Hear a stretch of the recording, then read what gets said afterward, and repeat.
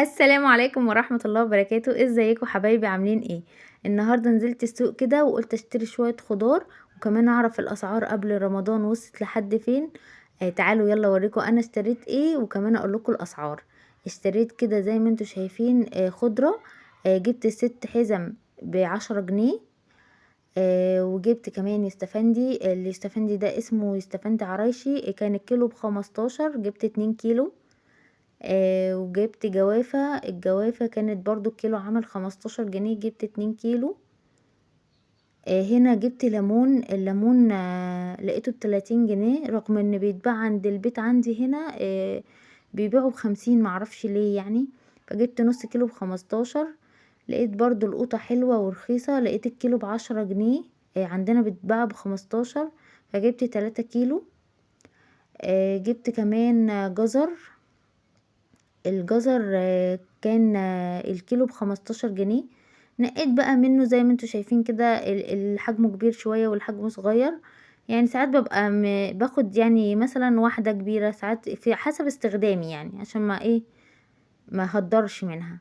لقيت برضو البطاطس دي الكيلو كان عامل 15 جنيه. فجبت 2 كيلو دي تحمير. جبت الخيار ده الكيلو كان عامل 20. صراحة الخضار كان صابح وكان حلو جدا في السوق ما شاء الله. وكمان الفلفل كانت عامل 20، جبت كيلو برضو. بحب بقول لكم ان انا بحب اللي بيبقى فيه نقطة حمرا، ده بيبقى حلو قوي برضو. جبت برضو بصل.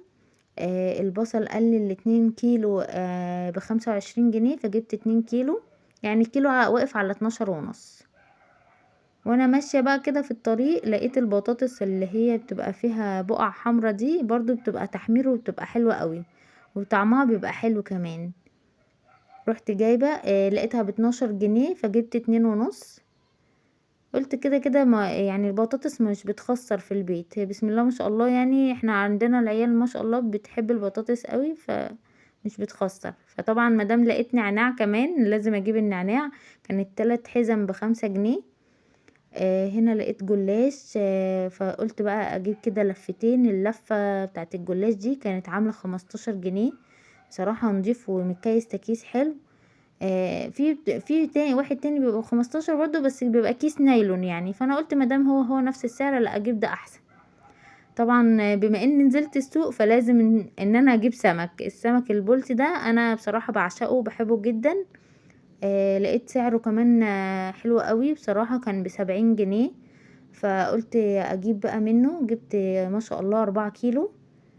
بنقي كمان السمكية تبقى كبيرة كده علشان تبقى فيها لحم، لكن لو نقيتها صغيرة على بال ما بعملها وبتتنضف اصلا ما بتلاقيش فيها لحم، ما بتبقاش حلوة. بس فرحت جايبة زي ما انتوا شايفين كده. هبتدي بقى انضفه.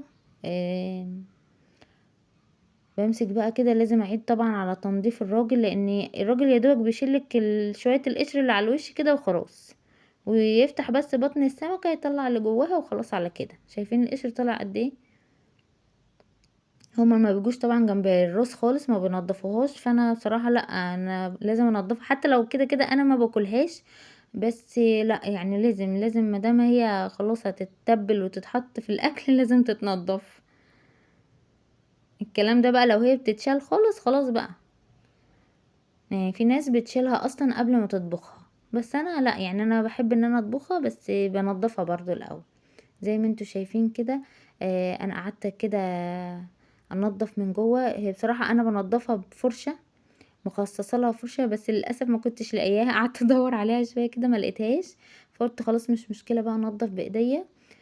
طبعا اتعورت كده كذا تعويرة بسبب الشوك، بس انتي بقى ما تعمليش كده، انتي اكيد لو مخصصه لها بقى ايه فرشة كده اعملي بيها. وانا هنا طبعا شغالة. لقيت الاستاذة مسك صحيت، فناديتها على سجدة قلت لها بقى الحقيني روحي شيليها قبل ما ايه تخرب الدنيا. الحمد لله يعني ان هي برضو ايه صحيت، وكانت سجدة قاعدة، يعني لان سجدة ساعات بتبقى في الدرس، ربنا يعينها طبعا يومين امتحانات وانا مش عايزة الزمها باي حاجة بصراحة. فربنا يعينها وينجحها ان شاء الله باذن الله، ويعين اخوها كمان ويعين اولادكم كلكم يا رب وينجحهم. زي ما انتوا شايفين اهو انا ماسكه السمكه من جوه ومن بره.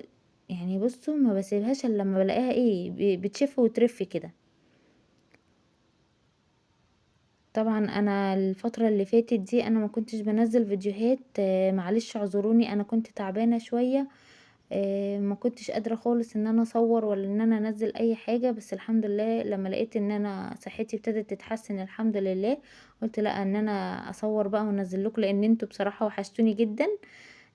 ويا ريت بقى ما تنسونيش في اللايك والاشتراك، وكمان تفعلوا زر الجرس عشان يوصلكوا كل جديد، وتكتبوا لي كومنت حلو زيكم كده، عشان الكومنتات بتاعتكم دي هي اللي بصراحة بتديني طاقة ايجابية، وبتخليني ان انا انزل فيديوهات، وان انا مكسلش خالص حتى لو انا تعبانة.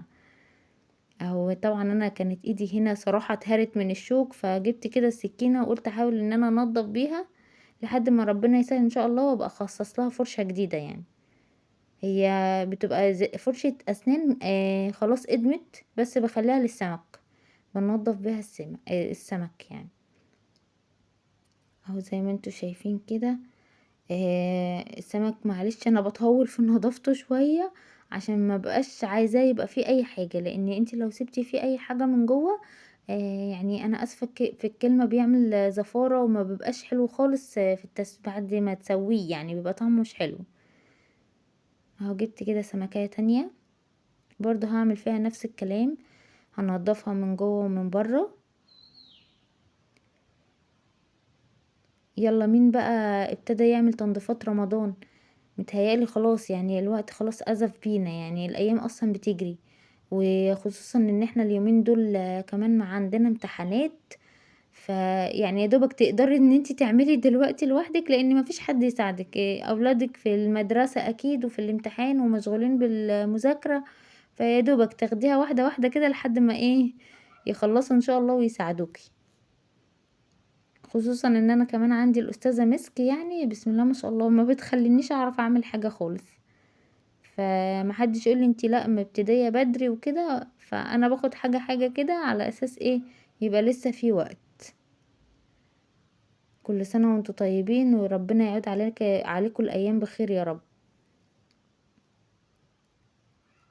اهو كده شطفتها بقى من جوه ومن بره زي ما انتوا شايفين كده. هكمل بقى انا الكمية كده كلها عشان مطولش عليكم الفيديو وارجع لكم تاني. زي ما انتوا شايفين انا كده خلصت كمية السمك كلها. بصوا بقى من جوه عامل ازاي، ابيض زي الفل، زي القشطة اهو، ما سبتوش الا لما خليته بيبرق. وطبعا بقى خلاص ده كان غدانا النهاردة، بعد يوم طويل في السوق. وزي ما انتوا شايفين احنا عملنا الرز جنبه والسلطة الحلوة الخضرة، وكمان الطحينة الجميلة.